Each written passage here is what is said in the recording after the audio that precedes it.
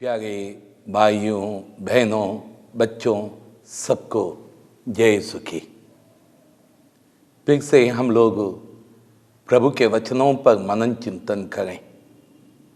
प्रभु यीशु की सबसे बड़ी शिक्षा है कि क्षमा करना।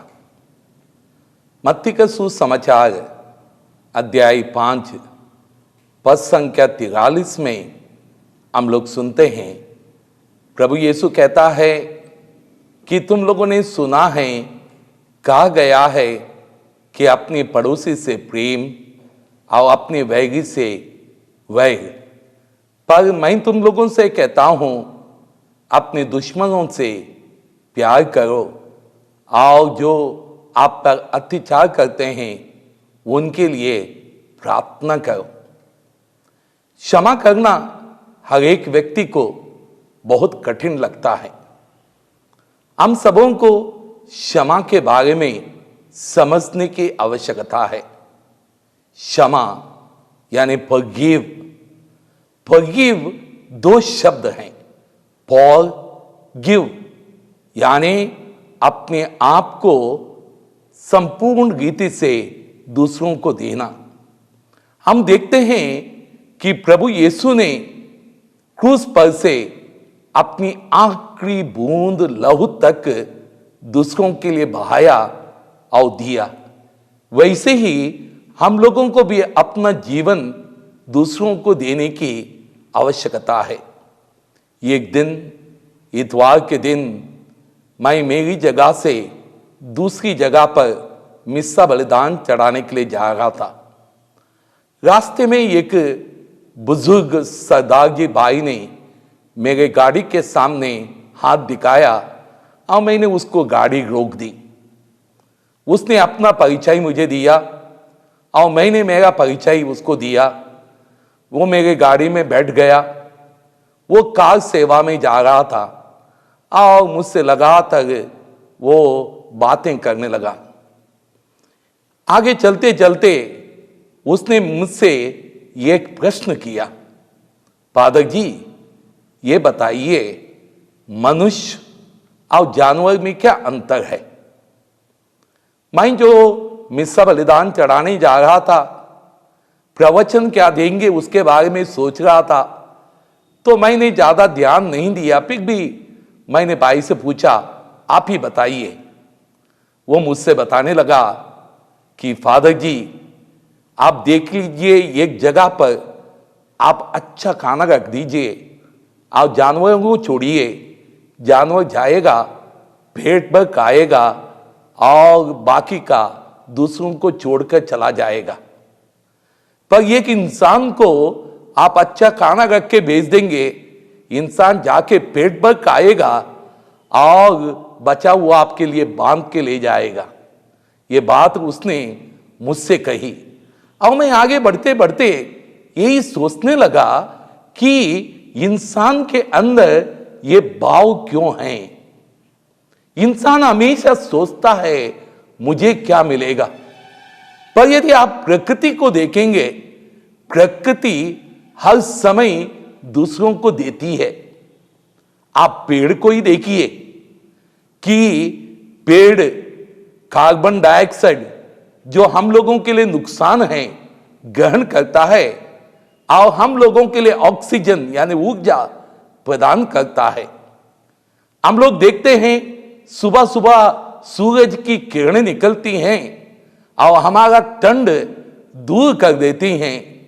और हम लोग देखते हैं सुबह सुबह गाय हम लोगों के लिए दूध देती है और हमारे जीवन में आनंद लाती है। प्रकृति की हर एक वस्तु, हर एक जानवर देने के बारे में सोचता है, पर इंसान लेने के बारे में सोचता है। मैं इसके बारे में सोचने लगा क्योंकि इंसान के अंदर वो पाप आया।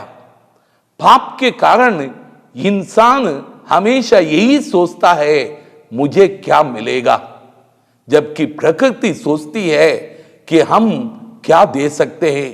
यही बात प्रभु यीशु ने हमें सिखाया है क्रूस पर से कि हमें आखिरी बूंद तक दूसरों को देना है। यही क्षमा का सही अर्थ है। हम लोग यूहन्ना के सुसमाचार अध्याय 12 पद संख्या 24 में पढ़ते हैं कि प्रभु हमें बताता है, जब तक गेहूं का दाना मिट्टी में गिरकर मर नहीं जाता तब तक नया जीवन नहीं आता। उसी तरह से हम लोग भी हमारे जीवन में दूसरों के प्रति जो वैर, क्रोध और बदले की भावना है, उसके लिए मरेंगे नहीं तब तक हमारे जीवन में नया जीवन नहीं आ सकता है। यदि हमें नया जीवन का आनंद लेना है तो हमें दूसरों को क्षमा करना है। प्रभु यीशु को देखिए, प्रभु यीशु क्रूस पर से कहता है, हे पिता इन्हें क्षमा कर, ये नहीं जानते कि ये क्या कर रहे हैं। कि प्रभु यीशु ने उन सबों को क्षमा किया जिन्होंने उसको पकड़ा, जिन्होंने उनको कोड़ों से मारा, जिन्होंने उन पर जोटे दूस लगाए, जिन्होंने उसके हाथ और पैरों पर कीले ठोंक दिए, उनके बगल में भाला मारा, उन सबों को प्रभु ने कहा, हे पिता इन्हें क्षमा कर, ये नहीं जानते हैं कि ये क्या कर रहे हैं। हम में से हर एक व्यक्ति जानता है क्षमा करना बहुत कठिन है, पर यदि हम प्रभु यीशु के इन वचनों पर मनन चिंतन करें तो क्षमा करना बहुत ही आसान है। हम में से हर एक व्यक्ति ये कहता है कि मैं उन्हें क्षमा करना चाहता हूं, पर उन्हें जानते हुए ये सब किया है। पर प्रभु यीशु हमें कहता है ये नहीं जानता है ये क्या कर रहा है, यही अंतर है। यदि हम लोग भी ये कहने लगे, जिन्होंने मुझे दुख दिया है, जिन्होंने मेरे साथ अन्याय किया है, जिन्होंने मेरे ऊपर अत्याचार किया है, ये नहीं जानता है, तो हमें क्षमा करना आसान हो जाएगा। यदि हम कहेंगे ये जानता है तो उसको क्षमा करना बहुत ही कठिन होगा। असली में हर एक व्यक्ति जो है अच्छी तरह से जानता है कि कोई भी इंसान दूसरों को दुख देना नहीं चाहता है। आप भी दूसरों को दुख देना नहीं चाहते हैं, मैं भी दूसरों को दुख देना नहीं चाहता हूं। फिर भी हम जानते हैं हर दिन ना चाहते हुए भी मैं भी दूसरों को दुख देता हूं, और आप लोग भी एक दूसरे को दुख देते रहते हैं। परिवार में, पड़ोस में, कार्य क्षेत्र में हम एक दूसरे को दुख देते हैं, क्योंकि हम किसी बात के चलाए चलते हैं। उदाहरण के लिए एक शराबी को देखिए, शराब पीने के बाद वो घर में आकर लड़ाई करता है, मारपीट करता है, और उससे दूसरे दिन आप पूछें आपने ऐसा क्यों किया, वो कहता है कि मैं नहीं जानता हूं, उस समय मैंने क्या किया है मैं ही नहीं जानता हूं। असली में वो शराब के चलाए चल रहा था, इसलिए वो नहीं जानता है कि उसने क्या किया। अनेक बार आप लोग देखते हैं आपको गुस्सा आता है, और मुझको भी गुस्सा आता है, तो उस समय हम लोग हो सकता है हम किसी व्यक्ति को कुछ कह दें, और दूसरे दिन पूछा जाए कि कहते हैं उस समय मैं क्रोध में चलाए चला, इसलिए मुझे मालूम नहीं है। आप भी यही कहेंगे। असली में हम लोग क्रोध के चलाए चलते हैं, गुस्से के चलाए चलते हैं, और हम लोग नहीं जानते हैं कि हम क्या कर रहे हैं। अनेक बार आप लोगों को देखते हैं कि लोग वासना में आते हैं, बलात्कार करते हैं, व्यभिचार करते हैं, गलत काम करते हैं। जब वो होश में आ जाएंगे या कुछ समय के बाद या दूसरे दिन यदि आप उनसे पूछेंगे, वो यही कहते हैं मैं नहीं जानता हूं, उस समय मैं वासनाओं में आकर ऐसा काम किया है। इसलिए मेरे प्रिय भाइयों बहनों, हम सबों को प्रभु यीशु के इन वचनों पर मनन चिंतन करना होगा कि ये नहीं जानते हैं ये क्या कर रहे हैं। हम लोग भी रोजाना इन शब्दों को दोहराएं। जब हमें दूसरों को क्षमा करने के लिए कठिन लगता है, हम लगातार यदि इन शब्दों को उनके प्रति दोहराएं तो हमें क्षमा करना बहुत आसान हो जाएगा। इसलिए हम सबों के लिए प्रभु के वचन उस बात पर अग्रसर करते हैं। इंसान अनेक बार किसी किसी चीज पर अटक जाता है। जैसे कि आपने देखा कि आप सीडी प्लेयर में यदि सीडी डाल देंगे, कभी कभी सीडी अटक जाती है, और जब सीडी अटक जाती है वो बार बार वही शब्दों को दोहराती है। उसी तरह से हम लोग भी हमारे जीवन में कहीं ना कहीं अटक गए हैं। कोई क्रोध और गुस्से में अटक गया है, कोई लालच में अटक गया है, कोई वासना में अटक गया है, और कोई शराब या नशे में अटक गया है। इसलिए वह अपनी जिंदगी बर्बाद कर रहा है। हम लोगों को उन सभी बातों को भूलकर आगे बढ़ने की जरूरत है। हमें एक दूसरे को समझने की जरूरत है और एक दूसरे को क्षमा करने की जरूरत है। हम बाइबल में यूसुफ के बारे में पढ़ते हैं। यूसुफ के भाई उन पर ईर्ष्या करते हैं और उसको मार डालना चाहते हैं, और एक दिन यूसुफ को देखकर यूसुफ को मार डालने की योजना बनाते हैं। उसके बड़े भाई के कहने पर उसको वो मारते नहीं हैं, कुएं में डाल देते हैं। और थोड़ी देर के बाद उन व्यापारियों को देखकर यूसुफ को निकालकर वो बेच देते हैं, और पोटीफर नामक एक व्यक्ति उसको खरीदता है और उसके घर में वो उन्नति करने लगता है। पर उसकी पत्नी उस पर गलत दृष्टि डालती है और वासनाओं में आकर उसके साथ गलत कार्य करना चाहती है। और ये जब अपने आप को हवाले नहीं कर देता है, उसकी पत्नी उस पर दोष लगाती है, और जिसके कारण उसको बंदी गृह में जाना पड़ता है। वो बंदी गृह में भी अच्छा कार्य करता है, और वहां पर राजा के दो व्यक्ति आने पर उसको सपने का अर्थ बताता है, और अंत में जब राजा को ही सपना आता है, उसका अर्थ बताने के कारण वो राजा बन जाता है, और पूरे प्रदेश में अकाल पड़ जाता है। और उसके भाई लोग जब उसके पास आते हैं तो वो बदला लेने के बदले उनको क्षमा करता है।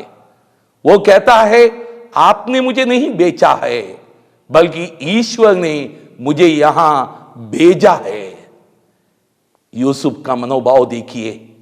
यदि हमारे अंदर भी यूसुफ का मनोभाव आएगा, यदि हम लोग भी ईश्वर की योजनाओं को जानने लगेंगे, तो हम लोग आसानी से एक दूसरे को क्षमा कर पाएंगे। मुझे एक छोटी घटना की याद आती है। एक बार एक बेटी मुझसे कह रही थी कि वो बेटी पिता की बहुत लाडली थी। आप अक्सर जानते हैं कि मां बेटों से अधिक प्यार करते हैं और पिता बेटियों से अधिक प्यार करते हैं। ये इकलौती बेटी थी और उसके दो भाई थे कि पिताजी हर बार उन बेटों को डांटते थे, पर बेटी को कभी नहीं डांटते थे। इसलिए मां हमेशा कहती थी कि तुम पापा की लाडली है। और पापा हर रोज ड्यूटी जाता था, और ड्यूटी से वापस आने के बाद उसको एक कप चाय पीने की आदत थी, और उसका एक पर्टिकुलर कप था, और उसी में वो चाय हमेशा पीता था। एक दिन उसकी बेटी वो कप धोने गई और उसके हाथ से फिसल गया कप, और कप टूट गया। तो मम्मी ने कहा, आज पता चलेगा तुम पिता की लाडली है ना, शाम के वक्त पिताजी आने दो, पिताजी को किस कप में हम चाय पिलाएंगे। बार बार उसको ताना मारा, और बेटी ने बहुत बार देखा था कि उसके भाइयों को कि पिताजी ने किस तरह से पीटा है। इसलिए बेटी डर रही थी शाम को पिताजी आएंगे और मुझे डांटेंगे, मुझे मारेंगे, और डरती डरती रही। शाम के वक्त पिताजी आए, पिताजी ने आवाज दी, चाय लाओ। और मम्मी ने अंदर से बताया, किसमें चाय लाऊं, तुम्हारी लाडली ने तो कि कप तोड़ डाला है। और ये बात बेटी ने सुनी। पापा ने बेटी को आवाज लगा दिया, और बेटी डरते कांपते हुए, आंखों में आंसू बहाते हुए पिताजी के पास आई। और पिताजी ने उनके आंखों में आंसू देखा, उस पर दया आई, और उसने बेटी के हाथ पर सिर पसारा और कहा, बेटी डरो नहीं, कप टूट गया तो कोई बात नहीं, मैं नया कप लाऊंगा। और बेटी के चेहरे पर मुस्कान आई। हम देखते हैं कि प्रभु यीशु क्रिस्त के पास एक पापिन स्त्री आती है।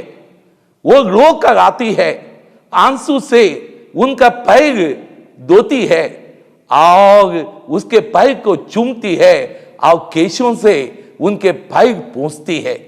प्रभु यीशु को भी उन पर दया आता है और प्रभु यीशु उनके पापों को क्षमा करता है, क्योंकि प्रभु हम सबों को क्षमा करना चाहता है और इसलिए वो इस दुनिया में आया। हम लोग देखते हैं कि इसायाह नबी का ग्रंथ अध्याय 43 पद संख्या 18 और 19 में यदि हम लोग पढ़ेंगे तो वहां पर लिखा है, पिछली बातें भुला दो, पुरानी बातें जाने दो। हम लोगों को यदि क्षमा करना है, पिछली बातें भूलना चाहिए और पुरानी बातें जाने देना चाहिए। जब तक हम उसको जाने नहीं देते हैं तो हम क्षमा नहीं कर पाते हैं। मुझे एक छोटे बच्चे की कहानी याद आई। एक बार कि छोटा बच्चा कि हमेशा अपने पिता से चीज मांगता था, हर रोज चीज लाने के लिए पिता से कहता था। एक बार पिताजी ने ऐसा किया, 1 किलो मूंगफली खरीदी और एक सुराही खरीदी और लेके गया, सारी मूंगफली सुराही में डाल दी और कहा, जब जब तुमको चीज चाहिए इसमें से मूंगफली निकाल कर खाओ। आप जानते हैं सुराही का मुंह बहुत पतला होता है और जब ये बेटा चीज चाहता था, सुराही से मूंगफली निकलने की कोशिश करता था, 1 या 2 ही निकलती थी। और इस छोटे बेटे ने अपना हाथ सुराही के अंदर घुसेड़ दिया, ढेर सारा मूंगफली अपने हाथ से पकड़ा और बाहर खींचने की कोशिश की और बाहर नहीं आ रहा था। उस समय रोने लगा।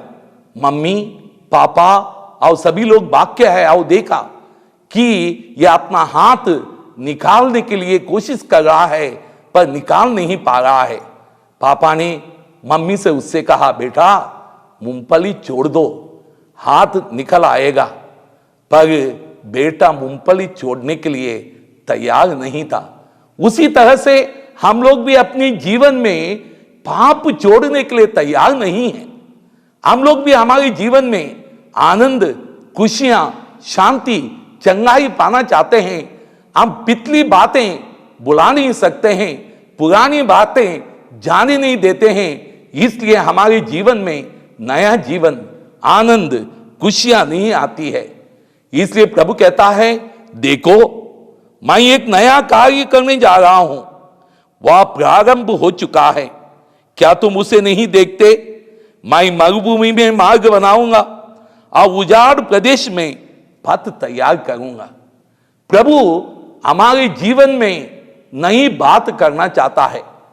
प्रभु हमारे जीवन में उस मरुभूमि में, मरे हुए भूमि में, मरे हुए जीवन में नया मार्ग बनाना चाहता है। हमारे उजाड़े हुए जीवन में वो हर जगह पर आनंद और खुशियां लाना चाहता है। प्रभु हमें सिखाता है कि हमें पिछली बातें भूलना है और पुरानी बातें जाने देना है। यही बात प्रभु हम लोगों को सिखाता है। यदि हम कोरिन्थियों के दूसरा पत्र, उसका अध्याय 5, उसकी पद संख्या 17 में पढ़ेंगे। प्रभु हमें कहता है जो ईश्वर के साथ एक हो जाता है वो नई सृष्टि बन जाता है। आप उस कोयले को देखिए, जो कोयला काला काला लगता है, जब हम उस कोयले को आग में डालते हैं वो सोने के जैसा चमकने लगता है। उसी तरह से जो इंसान अपने जीवन को प्रभु यीशु के साथ जोड़ता है वो भी चमकने लगता है और उसके जीवन में आनंद और खुशियां आने लगती हैं। ये सब तब संभव है जब हम पिछली बातें भूलकर आगे बढ़ेंगे। संत पौलुस फिलिपियों के पत्र अध्याय 3 पद संख्या 13 और 14 में हमें कहता है, मैं जो है पिछली बात भूलकर आगे दृष्टि लगाकर दौड़ता हूं। और हम लोग भी अपने जीवन में पिछली बातें भूलकर आगे की वो देकर दौड़ेंगे, तब हमारे जीवन में आनंद आ जाएगा। आप पेतरुस को देखिए, जब प्रभु यीशु पानी में चल रहा था, पेतरुस कहने लगा कि मुझे भी पानी में चलने के लिए आप बताइए। पेतरुस अपना पैर बाहर निकालकर पानी में चलने लगता है और चलते समय उसको जो है हवा लगती है, वो अपनी दृष्टि हटाता है और पानी में देखता है तो पानी के अंदर घुस जाता है। अनेक बार हम लोग अपनी दृष्टि प्रभु से हटाते हैं और दूसरी तरफ देखते हैं। इस 40 के दिनों में हम लोग अपनी दृष्टि प्रभु पर लगाएं और आगे बढ़ें, तभी हमारे जीवन में नयापन आएगा। एफिसियों का पत्र अध्याय 4 पद संख्या 22 में हम लोग पढ़ते हैं कि हम लोगों को पुराने जीवन को छोड़ना है और नए जीवन को धारण करना है। पुराना स्वभाव छोड़कर नया स्वभाव, यीशु मसीह का स्वभाव। हम फिलिपियों के पत्र अध्याय 2 पद संख्या 5 में पढ़ते हैं, यीशु मसीह का स्वभाव धारण करो। हम लोग अपने जीवन में यीशु मसीह का स्वभाव धारण करें। मुझे एक छोटी कहानी याद आती है। एक बार एक व्यक्ति की बाहर जा रहा था और सारे प्रदेश में बाढ़ आ चुकी थी। बाढ़ में एक बिच्छू बह रहा था और वो बिच्छू पानी में तड़प रहा था। इस व्यक्ति ने अपना हाथ बढ़ा दिया, हाथ बढ़ाया तो बिच्छू उसके हाथ पर आया और ये एक डंक मार दिया। उसने हाथ हिलाया तो बिच्छू पानी में गिर गया। फिर से इसको दया आई, फिर से हाथ बढ़ाया, फिर से बिच्छू हाथ में आया, फिर से एक डंक मारा और अनेक बार ऐसा ही करता रहा। और वहां से गुजरने वाला एक व्यक्ति इसको देखा, इसके पास आया और कहने लगा, भाई क्या आपको मालूम नहीं है कि बिच्छू डंक मारता है? ये उसका स्वभाव है। वो कहने लगा, मुझे मालूम है कि बिच्छू का स्वभाव डंक मारना और मेरा स्वभाव दूसरों को बचाना। मेरे प्रिय भाई बहनों, यीशु मसीह का स्वभाव दूसरों को बचाना है। और जैसे यीशु मसीह का स्वभाव दूसरों को बचाना है, वैसा ही हम लोगों का भी स्वभाव ऐसा ही होना चाहिए। दूसरे लोग जो दुखी हैं, परेशान हैं, बंधनों में पड़े हैं, उनको बचाने की आवश्यकता है। ये सब बातें हमारे जीवन में कैसी हो सकती हैं, हमें मनन चिंतन करने की आवश्यकता है। यह प्रश्न कोई नया प्रश्न नहीं है, कैसे होगा?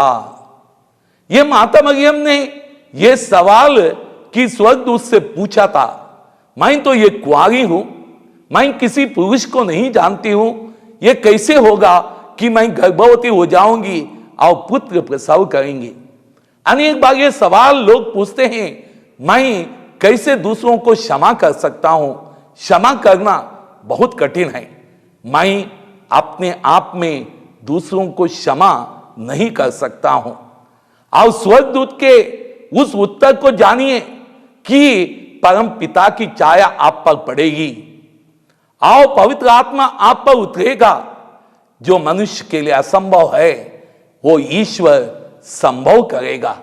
उसी तरह से मेरे प्रिय भाई बहनों, यदि हम लोग प्रार्थना करेंगे नित्य, प्रभु का वो छाया हम पर पड़ जाएगी और वो पवित्र आत्मा हम पर उतरेगा और हमें दूसरों को क्षमा करने की शक्ति प्रदान करेगा, जैसे प्रभु ईश्वर ने, यीशु ने सबको क्षमा किया था। हम लोग देखते हैं कि प्रभु यीशु के शिष्य जब भी प्रभु यीशु उनके साथ नहीं था, उस समय यही चर्चा करते थे, हम में बड़ा कौन है। और वही चर्चा उनके अंदर होती थी, उनके बीच में बहस होती थी। पर हम देखते हैं कि पेंतेकोस्त के बाद जब पवित्र आत्मा उन पर उतरा, वे बहस नहीं करने लगे, हम में से बड़ा कौन, ये बात उनके अंदर नहीं आई, बल्कि उन लोगों ने एकमात्र सोचा कि हम दूसरों को कैसे बचाएं। और प्रभु यीशु के अधिकांश शिष्य शाहिद बन गए। शाहिद बनकर उन लोगों ने अपनी जिंदगी दूसरों को दी। इसका मतलब है मेरे प्रिय भाई बहनों, क्षमा करने का अर्थ यह नहीं है केवल कहना कि मैं तुम्हें क्षमा करता हूं, बल्कि क्षमा करने का मतलब है हमें अपने जीवन को दूसरों को देना है। दूसरे कोरिन्थियों का पत्र अध्याय 5 पद संख्या 18 में हम लोग पढ़ते हैं, ईश्वर ने कि हमें ईश्वर से मेल कराया और मेल करने के लिए हमारे अपराधों का खर्च ईसा के नाम पर लिखा और हमें उस खर्चे से मुक्त कर दिया। वो हमें क्षमा करता है, इसलिए हम भी एक दूसरे को क्षमा करें, अपने आप को दे दें। प्रभु कहता है यदि तुम एक दूसरे को क्षमा नहीं करोगे कि तुम्हें भी क्षमा नहीं किया जाएगा।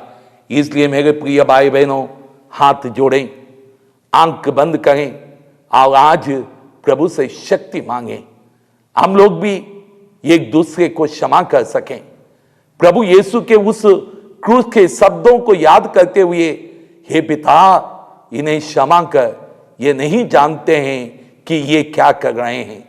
हम हर बातों में इन वचनों को दोहराएं और एक दूसरे को क्षमा करें, ताकि हमें भी क्षमा मिल जाए और हम भी प्रभु यीशु के साथ स्वर्ग में प्रवेश कर सकें। जिस तरह से प्रभु यीशु ने उस पापिन स्त्री को क्षमा किया, उसी तरह से प्रभु हमें क्षमा करें और हम एक दूसरे को क्षमा कर सकें। आमीन।